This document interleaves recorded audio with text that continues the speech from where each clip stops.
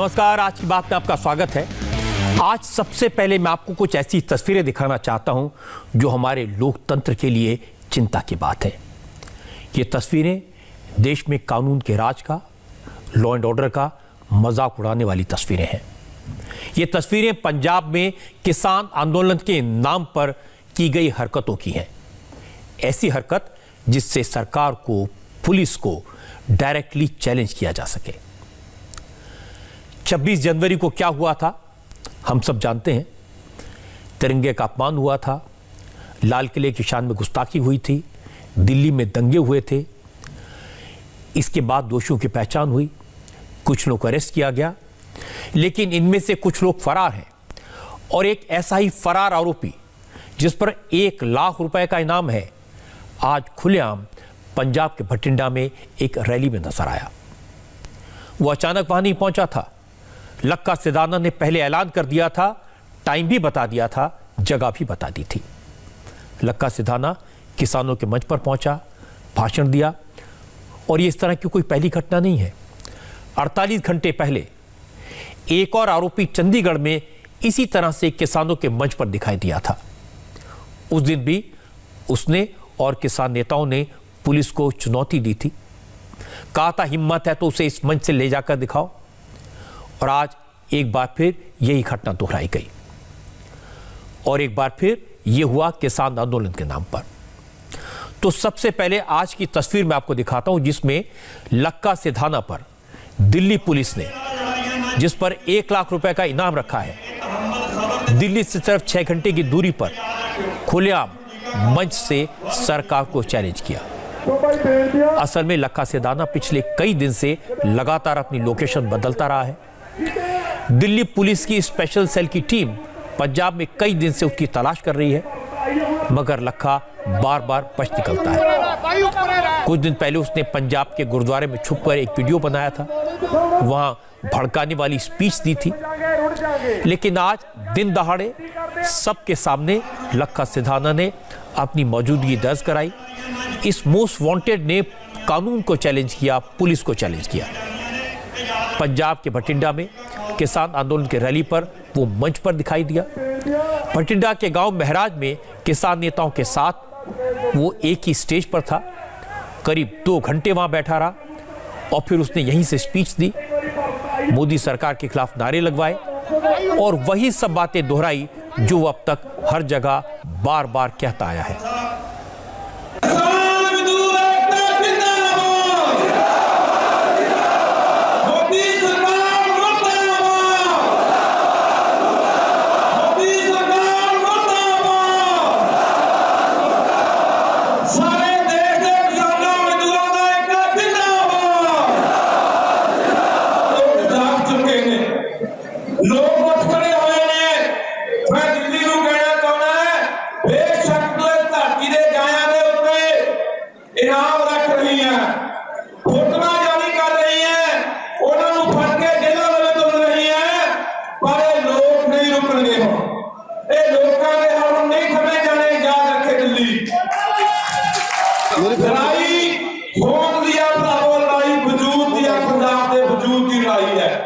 पंजाब ने जो कर याद रखियो, इतिहास हमेशा टकराउण वालियां नाल लिखिया जांदा है। ਜਿਹੜੀਆਂ ਕੌਮਾਂ ਆਪਣੇ ਹੱਕਾਂ ਲਈ ਜੂਝਦੀਆਂ ਨੇ, ਜਿਹੜੀਆਂ ਕੌਮਾਂ ਸੰਘਰਸ਼ ਕਰਦੀਆਂ ਨੇ, ਜਿਹੜੀਆਂ ਕੌਮਾਂ ਆਪਣੇ ਹੱਕਾਂ ਲਈ, ਆਪਣੀ ਹੋਂਦ ਲਈ ਆਪਣੀਆਂ ਹਿੱਕਾਂ ਡਾਉਂਦੀਆਂ ਨੇ, ਉਹ ਕੌਮਾਂ ਟਕਰਾਉਂਦੀਆਂ ਨੇ ਜ਼ਾਲਮ ਸਰਕਾਰਾਂ ਦੇ ਨਾਲ। ਇਤਿਹਾਸ ਉਹਨਾਂ ਕੌਮਾਂ ਦਾ ਲਿਖਿਆ ਜਾਂਦਾ ਹੈ, ਕਲੀਆਂ ਚੱਕਣ ਵਾਲਿਆਂ ਦਾ ਕਦੇ ਇਤਿਹਾਸ ਨਹੀਂ ਲਿਖਿਆ ਜਾਂਦਾ। इस धरती मां के लोगों, तुसीं अज फैसला करता, तुसीं अज अज तो मैं इस महराज पिंड की धरती को एक सुनेहा देता दिल्ली हुकूमत नूं कि जिन्ने मर्जी परचे दर्ज कर ला, जिन्ने मर्जी नाम रख ला, चाहे सानू जेल सकते, चाहे साडे गोलियां मार दे, पर ये लोग ये मोर्चा फतेह करन तो बिना हुण पिछे नहीं हटणगे। ये स्पीच चुनौती है उन किसान संगठनों नेताओं के लिए भी, जो कहते हैं कि हमारे बीच में कोई दंगाई नहीं है, हमारे बीच में कोई ऐसे लोग नहीं जो हिंसा फैलाते हैं। हमारे संवाददाता पुनीत परिंजा ने बताया कि जिस वक्त लक्का सिधाना रैली में बैठा था, उस दौरान पुलिस का कोई सीनियर अफसर मौके पर नजर नहीं आया। ये रैली बठिंडा की अनाज मंडी में रखी गई थी और पुलिस की टीम वहां तक न पहुंच पाए, इसके लिए पूरे रास्ते को ट्रैक्टर्स और ट्रॉलियां लगाकर ब्लॉक कर दिया गया था। इसलिए लक्का सिधाना बेखौफ था। लक्का सिधाना ने कहा कि अगर अब पंजाब में किसी शख्स को पकड़ने के लिए दिल्ली पुलिस आती है तो फिर पूरा गांव उसका विरोध करे, लेकिन दिल्ली पुलिस के साथ पंजाब पुलिस भी दिखाई दे तो इसकी जिम्मेदारी कैप्टन अमरिंदर सिंह की होगी। जिस तरह सरकार चल रही है कि फोटोआं जारी करतियां फड़ रही है नौजवानों को पिंडां दे विच आके, ये क्यों हो रहा? ये इस करके हो रहा कि इस तरह नाल लोकां दे विच डर पैदा हो जाए, एक दहशत दा माहौल बन जाए ते पंजाब दे लोग ने ਜਿਹੜੇ ਉਹ ਚੁੱਪ ਕਰਕੇ ਜਿਹੜੇ ਪੰਜਾਬ ਦੇ ਨੌਜਵਾਨਾਂ ਘਰਾਂ 'ਚ ਬੈਠ ਜਾਣ। और ਆਪਾਂ कहना चाहना, मैं ਤੁਹਾਨੂੰ कहना चाहना कि जे दिल्ली पुलिस पंजाब ਦੇ ਵਿੱਚ ਕਿਸੇ ਪਿੰਡ ਦੇ ਵਿੱਚ ਆ ਕੇ ਗ੍ਰਿਫਤਾਰੀ ਕਰਦੀ ਹੈ ਤਾਂ ਪਿੰਡਾਂ ਦੇ ਵਿੱਚ ਹੋ ਕੇ ਲੋਕ ਗੁਰੂਆਂ ਦੇ ਵਿੱਚ ਅਨਾਉਂਸਮੈਂਟਾਂ ਕਰਾਓ, ਨਾਲ ਇਕੱਠੇ ਹੋ ਕੇ ਘਾਉ ਕਰ ਉੱਥੇ ਬਿਠਾ ਦਿਓ। ਹੱਥਾਂ ਕਰੋ ਤੁਮਨੇ सब नहीं तो फिर ਅਸੀਂ ਨਾ बोले चुप करके बैठ के ना याद रखियो, फिर इन्होंने यही लिस्टां जारी कर देना, ही फोटोआं जारी कर देना ते कल्ले कल्ले नूं फड़ के दिल्ली सट देना ते साडे अंदोलन नूं भारो खत्म कर देना। दूसरी गल मैं कहनी चाहुंदा कि जे दिल्ली सरकार पंजाब दे विचों किसी भी साडे नौजवान नूं, किसी भी किसान नूं, किसी भी मजदूर नूं, किसी भी साडे किसान आगू नूं पुलिस गिरफ्तार कर लौंदी है ते नाल सहयोग कर देना पंजाब पुलिस का ਇਹਦਾ ਜ਼ਿੰਮੇਵਾਰ ਨੂੰ ਕੈਪਟਨ ਅਮਰਿੰਦਰ ਸਿੰਘ। ਇਹਦਾ ਜਵਾਬ ਪੰਜਾਬ ਦੇ ਲੋਕਾਂ ਨੇ ਦੇਣਾ। ਜੇ ਪੰਜਾਬ ਪੁਲਿਸ ਸਹਿਯੋਗ ਕਰੂਗੀ ਦਿੱਲੀ ਪੁਲਿਸ ਦਾ ਤਾਂ ਇਹਦਾ ਜਵਾਬ ਪੰਜਾਬ ਦੇ ਲੋਕਾਂ ਨੇ ਕੈਪਟਨ ਅਮਰਿੰਦਰ ਨੂੰ ਦੇਣਾ। ਤੁਸੀਂ ਧਿਆਨ ਰੱਖਣਾ। मैंने कहा कि लक्का सिधाना जैसे लोग किसान नेताओं के लिए चैलेंज हैं, और लक्का सिधाना ने जब भाषण दिया तो उसने मंच पर बैठे किसान नेताओं को भी चैलेंज किया। उसने किसान नेताओं को याद दिलाया कि आप लोग पहले कहते थे कि ये सरकार के आदमी हैं, फिर आप नो कमेंट कहने लगे। लक्का जैसे लोगों को किसान नेताओं ने मंच क्यों दिया, उन्हें स्पेस क्यों दिया, ये भी आज साफ हो गया। और जब आप लक्का सिधाना की बात सुनेंगे तो आपको पता चलेगा कि पुलिस को रोकने के लिए किस लेवल पर प्लान तैयार किया गया है, कैसे लोगों को भड़काया जा रहा है, कैसे लोगों को पुलिस के खिलाफ उकसाने की कोशिश की गई। ਜਦੋਂ ਤੁਹਾਨੂੰ ਕੋਈ ਪੱਤਰਕਾਰ ਪੁੱਛਦਾ ਹੈ ਕਿ ਤੁਸੀਂ ਲੱਖੇ ਦੇ ਦੀਪ ਬਾਰੇ ਕੀ ਕਹਿਣਾ ਚਾਹੁੰਦੇ ਹੋ, ਤੁਸੀਂ ਕਹਿ ਦਿੰਦੇ ਹੋ ਪਹਿਲਾਂ ਕਹਿੰਦੇ ਰਹੇ ਕਿ ਉਹਨਾਂ ਬਾਰੇ ਸਰਕਾਰ ਦੇਖੇ ਕੀ ਕਰਨਾ ਹੈ। ਹੁਣ ਤੁਸੀਂ ਕਹਿ ਦਿੰਦੇ ਹੋ ਕਿ ਨੋ ਕਮੈਂਟ, ਮੈਂ ਕੋਈ ਪ੍ਰਤੀਕਿਰਿਆ ਨਹੀਂ ਦੇਣਾ ਚਾਹੁੰਦਾ। ਪਰ ਰਾਜਿਆਲ ਸਾਹਿਬ, ਮੈਂ ਤੁਹਾਨੂੰ ਕਹਿਣਾ ਚਾਹੁੰਦਾ ਛੋਟੇ ਆਗੂਆਂ ਦੇ ਵੀ ਪਰਚੇ ਨੇ।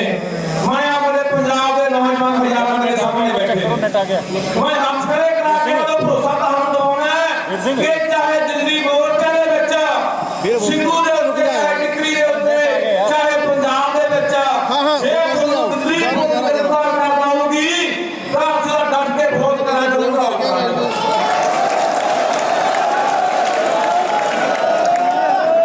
ਅਸੀਂ ਕਿਸੇ ਵੀ ਹਾਲ ਦੇ ਵਿੱਚ ਪਿੱਛੇ ਨਹੀਂ ਹਟਾਂਗੇ। ਕੋਈ ਨਾ ਕੋਈ ਦਿੱਲੀ ਦੇ ਵਿੱਚੋਂ ਇਲੈਕਸ਼ਨ ਕਰਾਉਣ ਦਿੱਤਾ ਜਾਵੇ ਜਿਹਦੇ ਨਾਲ ਪੰਜਾਬ ਦੇ ਵਿੱਚੋਂ ਹਜ਼ਾਰਾਂ ਨਹੀਂ ਲੱਖਾਂ ਲੋਕ ਨੇ ਜਿਹੜੇ ਨੌਜਵਾਨ ਨੇ, ਕਿਸਾਨ ਨੇ, ਮਜ਼ਦੂਰ ਨੇ, ਹਰ ਬੰਦਾ ਉੱਥੇ ਪਹੁੰਚੂਗਾ। ਇਸ ਗੱਲ ਲਈ ਬਾਂਗੜੀਆਂ ਕਰਕੇ ਭਰੋਸਾ ਦੇਊਗਾ। ਕਿਉਂਕਿ ਆਪਾਂ ਨੂੰ ਚਾਲਾਂ ਚੱਲੀਆਂ ਜਾ ਰਹੀਆਂ ਦੁਫਾੜ ਕਰਨੀਆਂ ਮਾਰਨ ਦੀਆਂ। ਯਾਦ ਰੱਖਿਓ, ਜੇ ਅਸੀਂ ਦੁਫਾੜ ਹੋ ਕੇ ਮੋਰਚਾ ਹਟੇ ਨਾ ਤਾਂ ਪੰਜਾਬ ਨੇ ਤਬਾਹ ਹੋ ਜਾਣਾ, ਬਰਬਾਦ ਹੋ ਜਾਣਾ। ਕੱਲੀਆਂ ਸਾਡੀਆਂ ਜ਼ਮੀਨਾਂ ਨਹੀਂ ਜਾਣੀਆਂ। याद रखो साडियां नस्लों का भी खात्मा तय होना है। ये गल याद रखो, लड़ाई आपां बार-बार कहने कल ना फसलां दी नहीं है, गल नस्लां दी है, गल नस्लां दी है, गल समझ रही। अब लक्का तो फरार है, उस पर पुलिस ने इनाम घोषित किया हुआ है, पुलिस उसे ढूंढ रही है। वो इस तरह की बातें करें, एक बार को समझ सकते हैं, लेकिन किसान आंदोलन के नेता वो भी लक्का से कम नहीं है। उनके बयान भी कम भड़काने वाले नहीं हैं। कोई कह रहा है कि पुलिस को गांव में मत घुसने दो, कोई कह रहा है कि अगर हिंसा के आरोपियों को पकड़ने की कोशिश की तो पंजाब में ऐसे हालात पैदा हो जाएंगे जिसे संभालना मुश्किल हो जाएगा। हैरान की बात यह कि किसान आंदोलन को लीड करने के लिए जो संयुक्त किसान संघर्ष समिति बनाई गई है, उसके मेंबर गुरनाम सिंह चढ़ूनी और जोगिंदर सिंह उग्राहा ये भी किसानों को खुलेआम भड़काने का काम कर रहे हैं। चंडीगढ़ में किसानों की महापंचायत हुई, उसमें गुरनाम सिंह चढ़ूनी ने कहा अगर पुलिस किसी आरोपी को पकड़ने गांव आती है तो पूरा गांव इकट्ठा होकर पुलिस का घेराव करे और उन्हें तब तक न जाने दे जब तक पुलिस वाले आरोपी को छोड़ नहीं देते। जिस किसान पंचायत में चढ़ूनी ने इस तरह की भड़काऊ बयानबाजी की, उसी मीटिंग में किसान नेता रुलदू सिंह मानसा भी मंच पर बैठा नजर आया। मानसा भी दिल्ली हिंसा मामले में दिल्ली पुलिस के नोटिस पर है, लेकिन मंच से रुलदू सिंह मानसा का नाम लेकर पुलिस को उसे गिरफ्तार करने के लिए चैलेंज किया गया। जोगिंदर सिंह उग्राहा ने पंजाब को चैलेंज करते हुए, पुलिस को चैलेंज करते हुए कहा अगर दम है तो रुलदू सिंह मानसा को गिरफ्तार करके दिखाओ। यही नहीं, इसके बाद धमकी देते हुए उग्राहा ने कहा अगर पुलिस ने किसी को हाथ लगाया तो पंजाब में ऐसी लहरें उठेंगी जो किसी के संभाले नहीं संभलेंगी। जो नोटिस आता है उस नोटिस पे कोई दिल्ली पुलिस के पास पेश ना हो, क्योंकि वहीं पकड़ रहे हैं उनको। और जो दिल्ली पुलिस वाले किसी के घर पे छापा मारते हैं, आके पकड़ते हैं, तो उनको उनका घेराव करें, वहीं पे बिठाएं और पूरे गांव को इकट्ठा करें, पूरे गवांडों को इकट्ठा करें और उनको तब तक ना छोड़ें जब तक जिला प्रशासन आके ये आश्वासन ना दे कि दिल्ली पुलिस आपके गांव में नहीं घुसेगी, दिल्ली पुलिस आपके जिले में नहीं घुसेगी। एक सवाल आया, कहते रुलदू मानसा दी फोटो ला दी, फोटो कहते 1700 बंदे का नो होर देता। और रुलदू मानसा दी फोटो सुनू अजे मिल जाने, आ दे देने आ बैठा रुलदू मानसा, और कैसे बैठा चंडीगढ़ दी पुलिस होर बैठी होनी, आजो हाथ ला के दिखाओ रुलदू मानसा नू।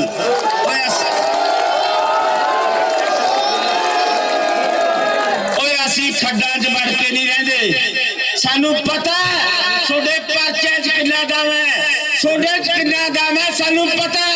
ਤੁਸੀਂ ਫੜ ਕੇ ਨਾ ਦਿਖਾਇਓ ਕਿਸੇ ਨੂੰ, 37 ਲੀਡਰਾਂ ਦੇ 307 ਦੇ ਪਰਚੇ ਨੇ 37 ਦੇ, ਕੋਈ ਫੜ ਕੇ ਇੱਕ ਨੂੰ ਦਿਖਾਓ ਤੁਸੀਂ, ਸਾਰੇ ਪੰਜਾਬ ਦੇ ਵਿੱਚ ਭੂਕੇ ਉੱਠ ਜਾਣਗੇ, ਪੰਜਾਬ ਦੇ ਵਿੱਚ ਲਹਿਰਾਂ ਉੱਠਣਗੀਆਂ, ਇਹ ਲੋਕ ਸਾਹਮਣੇ ਨਹੀਂ ਜਾਣੇ।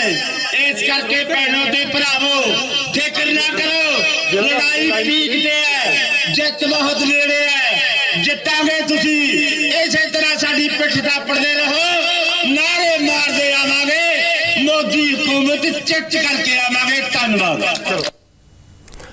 मैं हैरान हूं 26 जनवरी को घटना के बाद किसान नेताओं ने कैसे रंग बदल दिया। उस समय वो बार बार कह रहे थे कि दंगा तो सरकार ने करवाया, पुलिस ने करवाया, किसानों को बदनाम करने के लिए सरकार ने सिद्धू और लक्का जैसे लोगों को वहां पहुंचाया। लेकिन लक्का सिधाना तो आज सरकार के खिलाफ जहर उगल रहा था। किसान नेताओं ने यह भी कहा था कि उनका सिद्धू और सिधाना जैसे लोगों से कोई रिश्ता नहीं है, लेकिन आज यही नेता अपनी बात बदलकर इनको बचाने में लगे हैं। अगर लक्का सिधाना का क्रिमिनल बैकग्राउंड है, अगर वो बीजेपी के कहने से, सरकार के कहने से लालकिले पर गया था, उससे वह पुलिस ने भेजा था, तो आज किसान संगठनों के नेता उसे बचाने की कोशिश क्यों कर रहे हैं? अगर वो अपराधी है तो किसान नेताओं के साथ क्यों बैठा है? उस दिन तो किसान नेता कह रहे थे कि इन लोगों को, किसानों को बदनाम करने के लिए लाल किले पर भेजा गया। अगर सिधाना और सिद्धू जैसे लोगों ने किसानों को बदनाम किया तो किसान नेताओं ने उन्हें अपनी रैली में क्यों बुलाया? मतलब साफ है, दंगा करने वाले, तिरंगे का अपमान करने वाले पहले भी कुछ किसान नेताओं के प्रोटेक्शन में थे, आज भी उनके संरक्षण में है।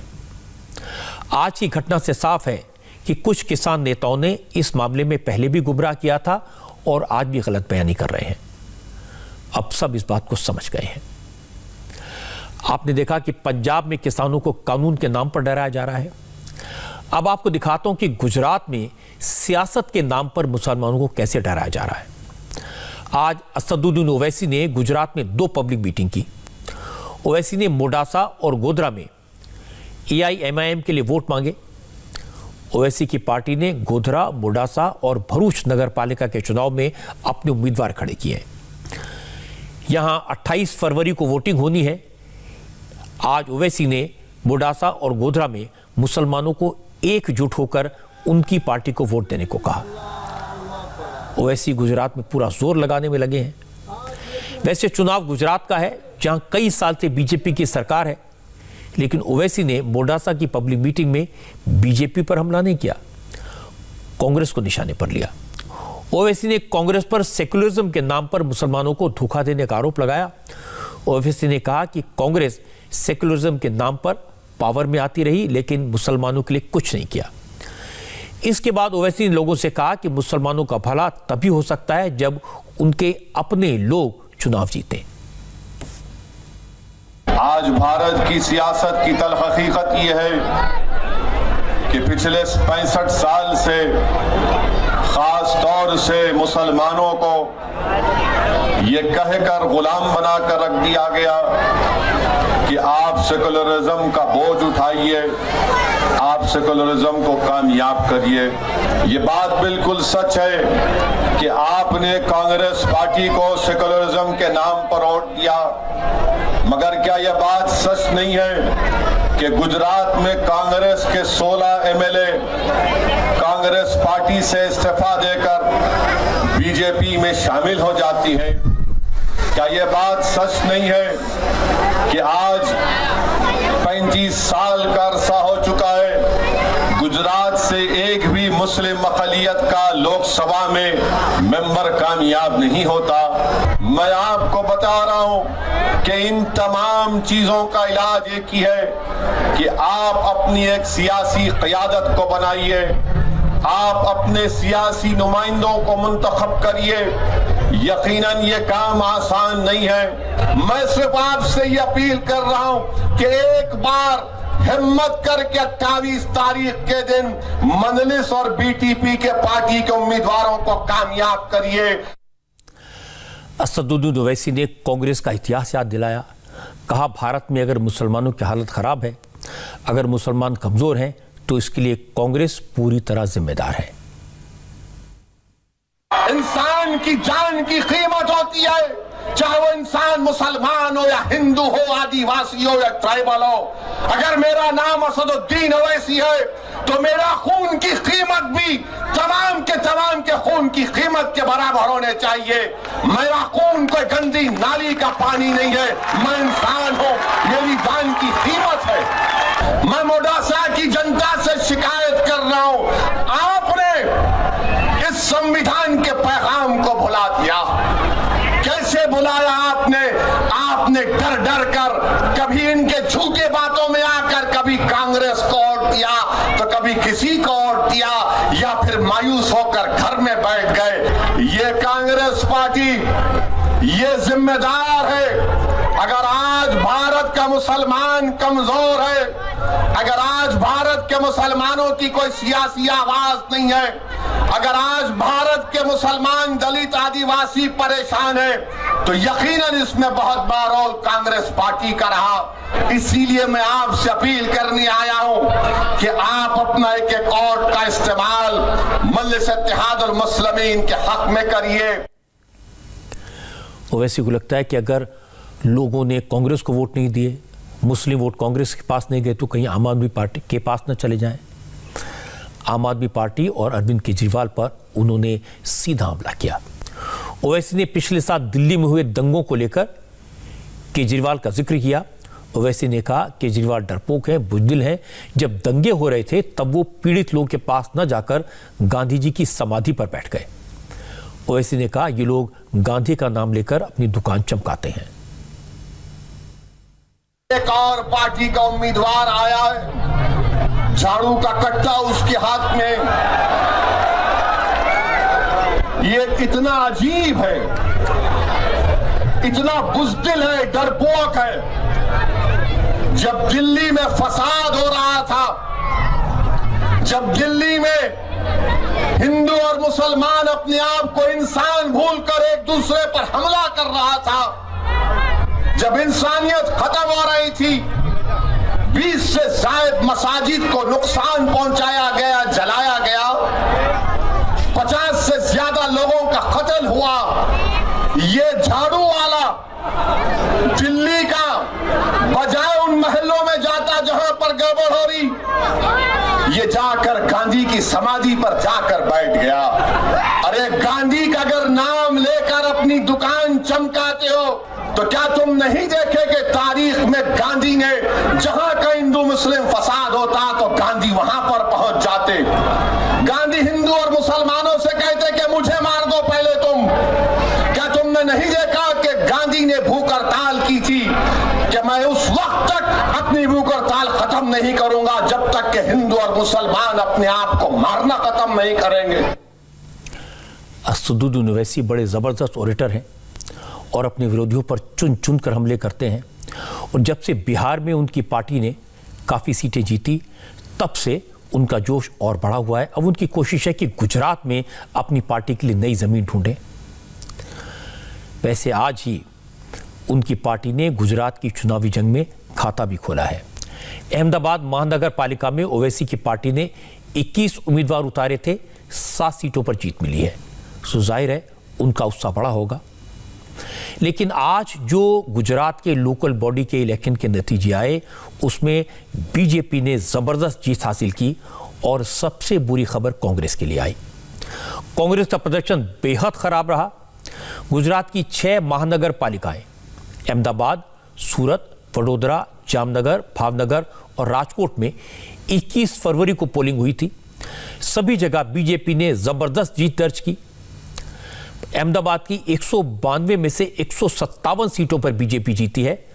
कांग्रेस को सिर्फ 15 सीटें मिली और ओवैसी की पार्टी AIMIM को 7 सीटें।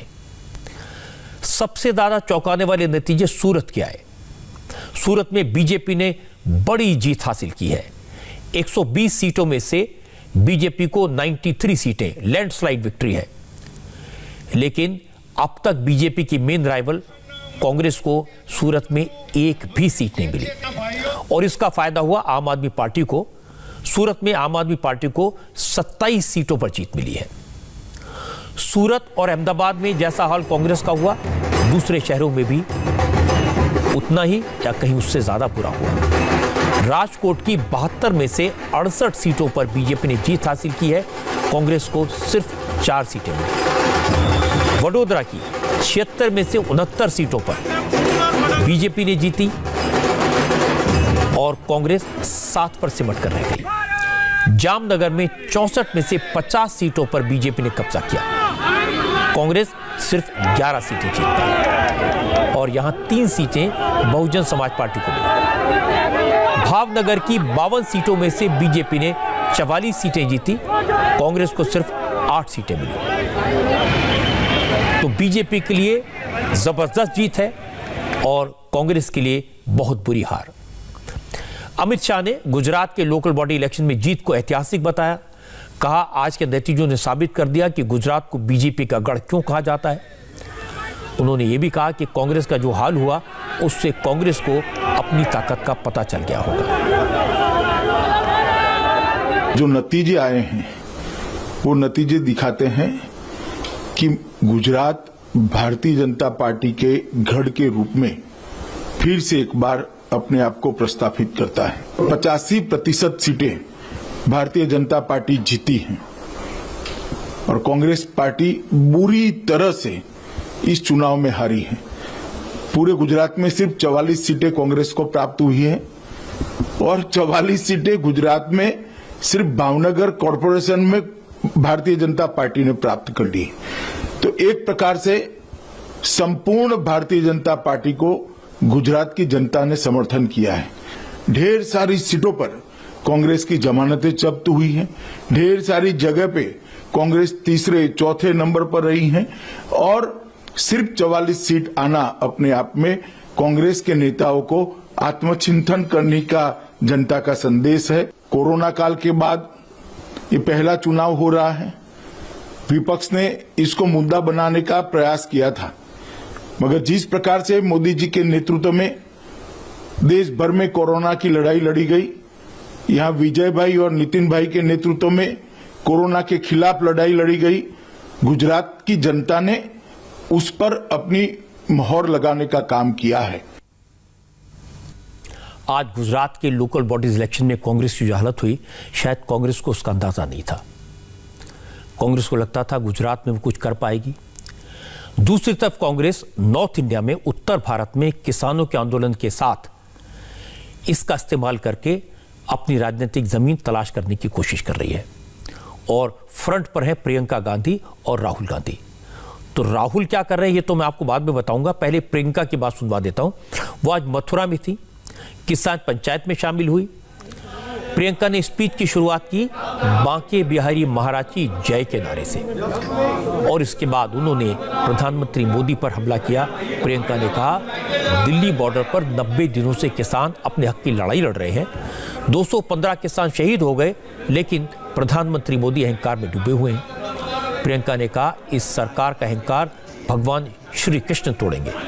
प्रियंका गांधी ने कहा मोदी सरकार ने खरबपति मित्रों को लाखों करोड़ का कर्जा माफ कर दिया, लेकिन किसानों का एक भी कर्जा माफ नहीं किया। बांके बिहारी महाराज की जय, गिरिराज महाराज की जय, जमुना मैया की जय। ये धरती मथुरा की धरती है। ये धरती अहंकार को तोड़ती है। भगवान श्री कृष्ण ने अहंकार में डूबे इंद्रदेव जी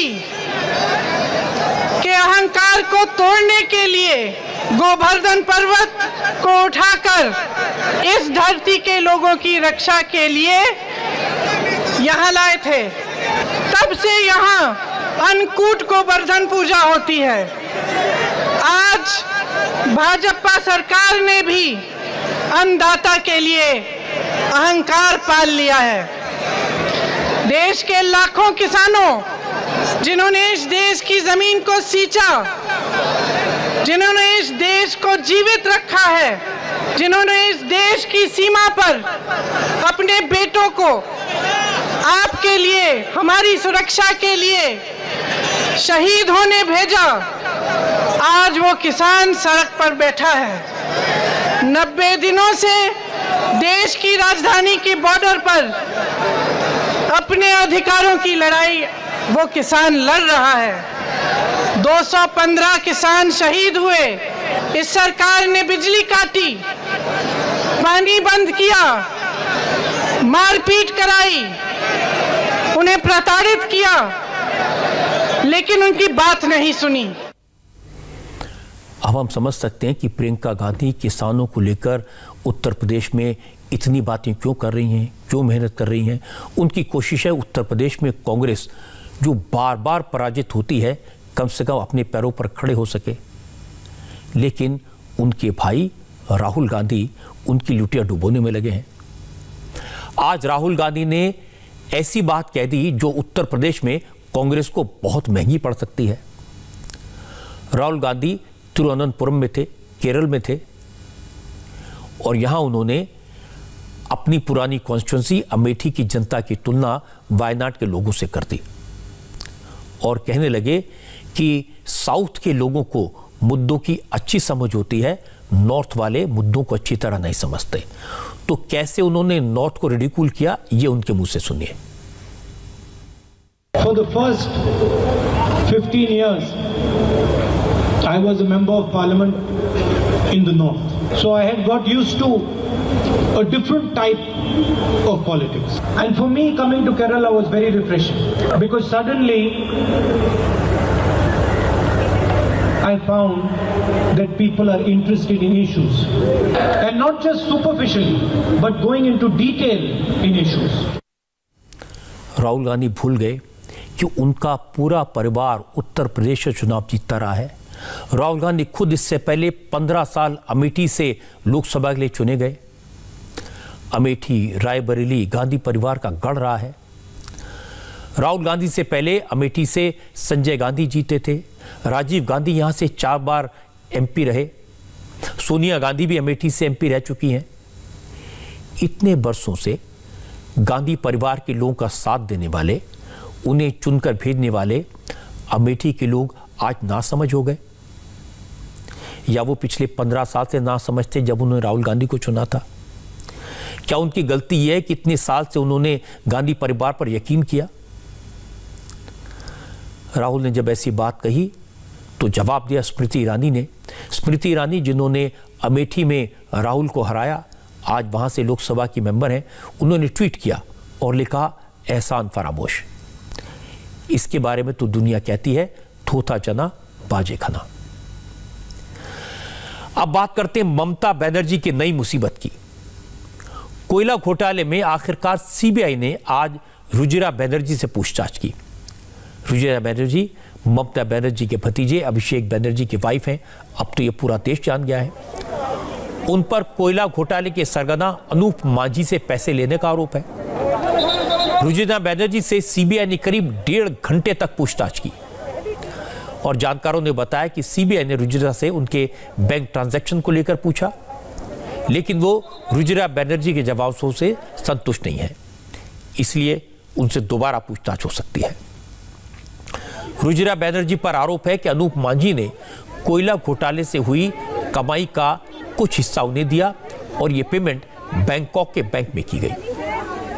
सीबीआई की टीम आज सुबह 11:35 पर रुजिरा के घर गई, लेकिन सीबीआई के आने से पहले यानी 11:25 पर ममता बनर्जी अपने भतीजे अभिषेक बनर्जी के घर आई और वहां से उनकी बेटी को लेकर गई। इसी के बाद सीबीआई की टीम घर के अंदर गई और 1.5 घंटे तक रुजिरा से पूछताछ की। सीबीआई जांच को तृणमूल कांग्रेस के नेता राजनीतिक बदले की कार्रवाई बता रहे हैं, लेकिन अगर सीबीआई एक मौजूदा मुख्यमंत्री के परिवार के मेंबर के खिलाफ जांच कर रही है, वो भी चुनाव से कुछ पहले, तो मानना चाहिए कि उसके पास कुछ ना कुछ सॉलिड प्रूफ तो होगा। और सीबीआई ये भी जानती है अगर इस मामले में कुछ हाथ नहीं लगा, कुछ नहीं निकला, कुछ साबित ना हुआ, तो उस पर सवाल भी उठेंगे। से कम सीबीआई जैसी संस्था ऐसी गलती तो नहीं करेगी कि मुख्यमंत्री के घर में घुस जाएगी। जब वो मुख्यमंत्री के परिवार को नोटिस दे रहे, इसका मतलब है कुछ तथ्य होगा। अब जबरदस्ती राजनीतिक कारणों से आप यदि केंद्र सरकार को अगर बदनाम करें तो बात दूसरी है, अदरवाइज बहुत बड़ा तथ्य है, बहुत बड़ी मतलब जानकारी है। मेरे पास भी आ गई अब तो कि हाँ, कोयले के माफियाओं का पैसा उनके परिवार के सदस्यों के खातों में गया है और बड़ी आश्चर्य की बात है, छोटा मोटा पैसा नहीं, करोड़। कैलाश विजयवर्गीय कह रहे हैं कि सीबीआई के पास कुछ तो होगा जिसकी बिना पर उसने इतने बड़े नेता पर हाथ डाला। लेकिन अभिषेक बनर्जी के बारे में खुलकर बात करते हैं शुभेंदु अधिकारी, जो कई बरस तक तृणमूल कांग्रेस के बड़े नेता रहे हैं। ममता सरकार में बड़े ताकतवर मंत्री थे, तृणमूल कांग्रेस को और इस पार्टी के काम करने के तरीके को जानते हैं। आज शुभेंदु अधिकारी ने इंडिया टीवी के संवाददाता अर्चना सिंह से बात की और कहा कि अभिषेक बनर्जी, उनकी wife Rujika Banerjee, sister in law Menaka Gambhir पर कई आरोप लगाए हैं और उन्होंने बताया कि कोयला घोटाले से जुड़े किस किरदार को किस देश में पेमेंट किया गया। इतना ही नहीं, शुभेंदु अधिकारी ने यह भी दावा किया कि कोरोना काल के दौरान भी ममता सरकार ने जमकर करप्शन किया। ये सोच समझ के उसकी वाइफ के अकाउंट में टाका ट्रांसफर किया, इसलिए उसका वाइफ मैडम नरेला एनआरआई है। किसने ट्रांसफर किया? वो लाला कोल माफिया ने। किसकी इशारा पर? सबको मालूम है, समझदार का तो इशारा ही काफी है। लाला का साथ पुलिस है या तोलाबाज भाईपो है, इसलिए लाला कोल माफियागिरी, सैंड माफियागिरी सब करता है और जानबूझ के एनआरआई का अकाउंट में यहाँ से रुपया ट्रांसफर हुआ नीरज सिंह का मीडियम माध्यम से। अच्छा, और ये नीरज सिंह कौन है? इनके बारे में जांच एजेंसी का मामला है। नहीं, सब एक ही रैकेट है, वो तोलाबाज भाईपो का नहीं। अच्छा, क्या बहन से भी पूछताछ हुई रुजिरा के, मेनका गंभीर, क्या उनका भी नाम है इसमें? उनके भी अकाउंट में पैसे? उसका लंदन का अकाउंट में रुपया गया और उसका फैमिली, पवन अरोड़ा, अंकुश अरोड़ा, जितना भी सैंड माइन है, ईस्ट बाड़वान, वेस्ट बाड़वान, बांकुड़ा, हुगली, सब सैंड माइन का वो सब लीज उसको मिला। पवन अरोड़ा और अंकुश अरोड़ा सबुज साथी का है सोनू दास अंकुश अरोड़ा सबुज साथी का साइकिल सोल डिस्ट्रीब्यूटर है बुटर है। ये तो सब मिला भगत है। आप देखिए जब कोरोना आया ना कोविड, तब सब विदाउट टेंडर इमरजेंसी बेसिस में पीपीई N95 मास्क का ऑर्डर तंतुजो को मिला। तंतुजो का पास महेश पंजाबी और ये पवन अरोड़ा ये सप्लाई किया। ये डॉक्टर को पीपीई का बदल में रेनकोट पर आया।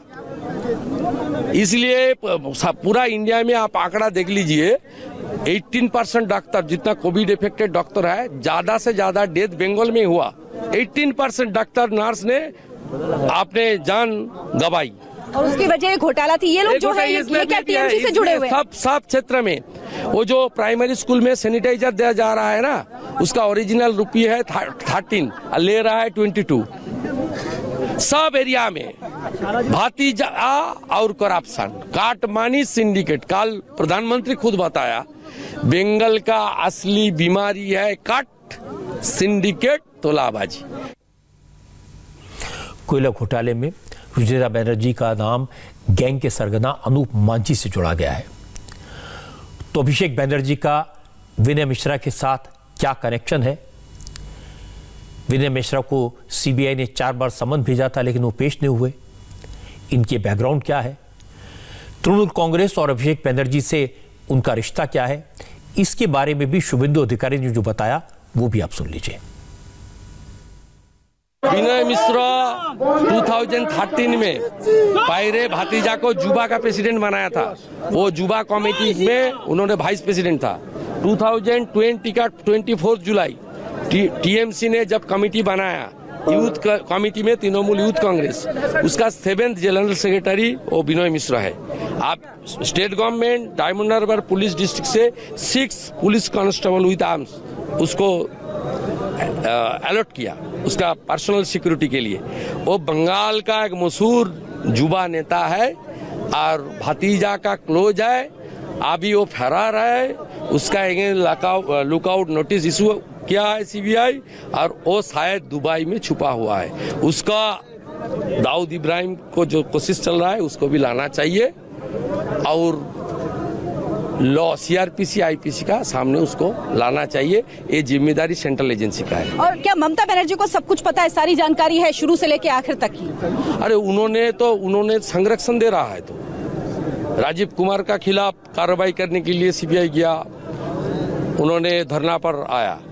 आज जब इंटरोगेशन का मामला था वो ममता बनर्जी ने उसका पहले जाकर ब्रीफ कर दिया क्या क्या बोला। एक बार फिर से बात करते हैं महाराष्ट्र में कोरोना के कहर की। महाराष्ट्र में कोरोना की बेलगाम स्पीड एक बार फिर लोगों को डराने लगी है। उद्धव ठाकरे बार बार लोगों से कह रहे हैं मास्क पहनिए, सोशल डिस्टेंसिंग रखिए, नियम फॉलो करिए, लेकिन उनकी सरकार के अपने मंत्री ही उद्धव ठाकरे की बात नहीं सुनते। आज एक ऐसी तस्वीर आई जिसे देखकर सब हैरान हो गए। उद्धव सरकार में वन मंत्री संजय राठौर कोरोना गाइडलाइंस का कैसे मजाक उड़ा रहे थे, ये आप अपनी टीवी स्क्रीन पर देखिए। संजय राठौर फॉरेस्ट मिनिस्टर हैं, वाशिम के पोहारा देवी मंदिर में पहुंचे थे, लेकिन वो अकेले नहीं आए, उनके साथ पूरा लाव लश्कर था, सपोर्टर्स थे।